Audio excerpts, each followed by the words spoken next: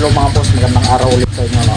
Welcome back again na naman sa ating channel. So panibagong video tutorial na naman. Ayun, bali continuation pa rin ito ng tutorial natin patungkol dito sa pag-install or kung paano mag-install ng Domino Honeywell switch sa kahit anong motor. So ito na nga pala yung ating nakakontrol ng ating motor. Okay, ayan siya mga boss. So kung mapapansin nyo, umaandar siya. Ayan, pinipreheat natin or pinapainit natin yung makina niya. So dun sa nakaraan, tinuruan ko kayo kung paano wiringan itong high and low switch, high and low beam switch nitong ating Domino Honeywell. So nag-add tayo ng separate switch at the same time kinonect natin siya dito sa kill switch. So kapag naka-engage yung kill switch natin, hindi rin tayo makakasindi ng ilaw or makakagamit ng headlight.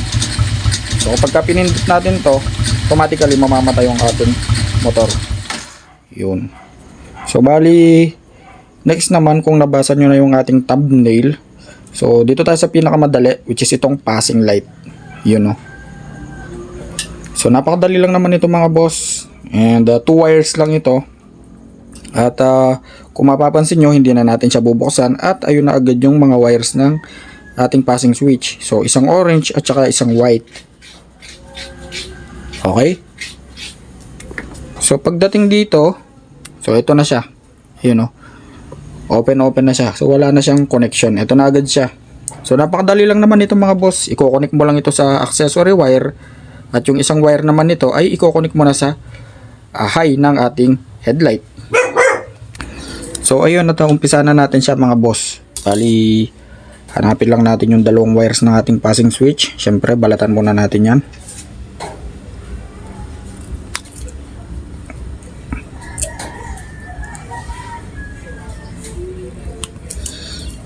Ayun, so after natin mabalatan, mamimili kayo dyan sa dalawa na yan kung alin yung itatap nyo sa accessory wire at doon sa may headlight.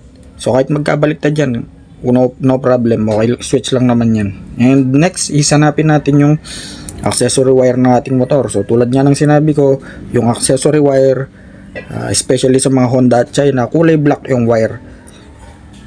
So napakarami ng connected dyan. Nandyan na yung headlight, brake light, tail light, flasher, busina, starter, at napakarami pang iba. So dahil magko-connect tayo ng passing switch at maglalagay tayo ng passing, so magko-connect tayo ng wire dyan syempre. So para hindi na tayo mahirapan, itong orange na lang. So i-connect din natin yan.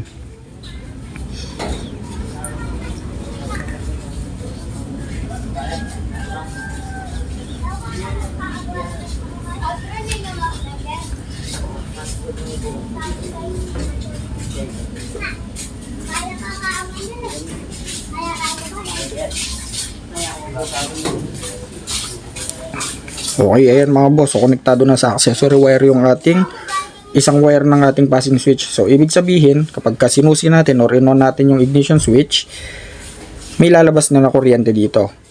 So next naman, itong white na wire nitong ating Domino Honeywell switch, i-connect naman natin ngayon yan sa may headlight or sa may mini driving light. So mamimili kayo dito sa dalawa na to kung anong gusto nyong ilaw ang ipassing. Pwedeng white or pwedeng yellow. Okay, so minsan kasi or kadalasan kasi ang ginagamit nilang ilaw na pang passing is yung kulay yellow. So dito tayo sa yellow magtatap. Ayan. So dito na agad, direct na agad dito.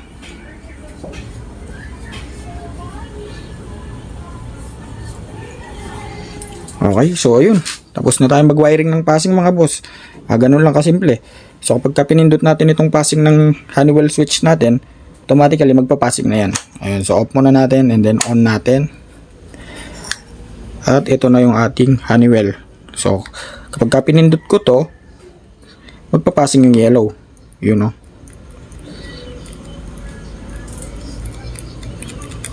Ayun, so ganun lang kasimple mga boss. Napakadali lang mag-install nitong passing. So wala tayong tatanggalin dyan, basta sundan lang natin yung wire na nanggaling sa mismong switch. And then yung isang wire i-connect natin sa accessories wire, which is itong orange. Ayan. At yung wire naman na white, ayan yung kinonect natin dito sa may wire ng mini driving light natin or headlight. Ayun. At po pwede pa natin i-connect itong passing sa busina mga boss, ano. Ayun, so ito na lang, since mahaba naman yung wire nitong ating busina, so pwede nating i-connect yan dito sa may white din. Ito. So ito yung positive ng busina kasi yung ground ng busina natin nakatap na yun sa chassis. So bali ito yung positive. Connect natin yan dun sa may kulay white na wire.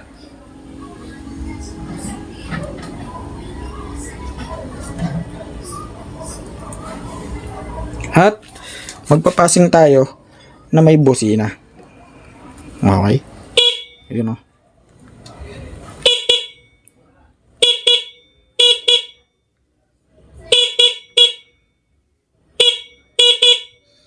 Yun. So, bali ganun lang kasimple mga boss.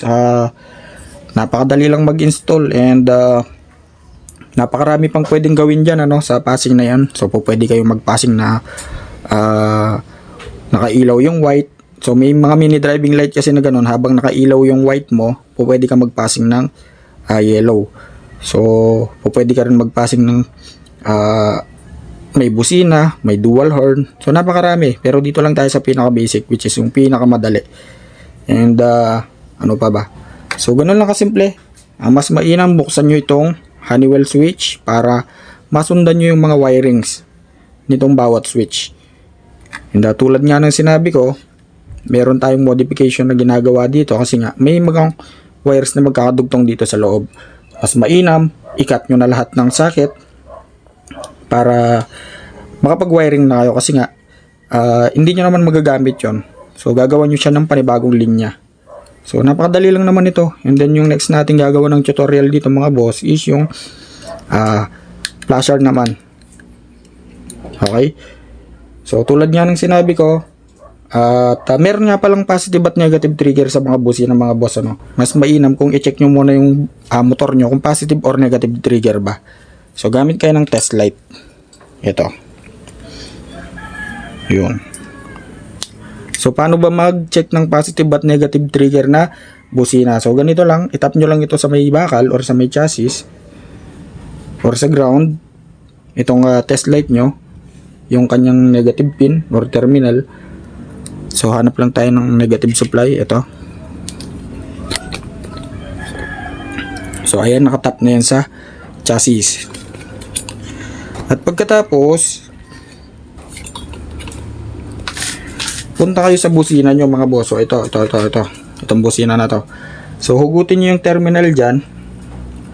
I-check nyo isa-isa.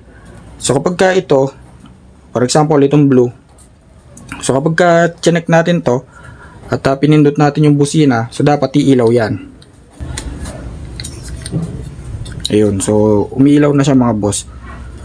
So yan yung positive. Ibig sabihin kapag ka tinap mo sa negative, itong isang wire ng test light natin, tapos i-connect mo siya dito sa may kabilang terminal, at kapag ka pinindot mo yung horn switch, then umilaw, ibig sabihin yan yung positive trigger siya. So, itong negative ng ating test light, itinap mo sa may positive supply, which is dito sa may accessory wire. So try natin. So tap natin yan dyan, and then i-test natin yung ground supply ng ating busina. Ayun. So pagka hinugot natin to, then tinap natin dito, iilaw naman siya kasi nga negative trigger to. Okay? Ayun. So kung mapapansin nyo, red yung ilaw.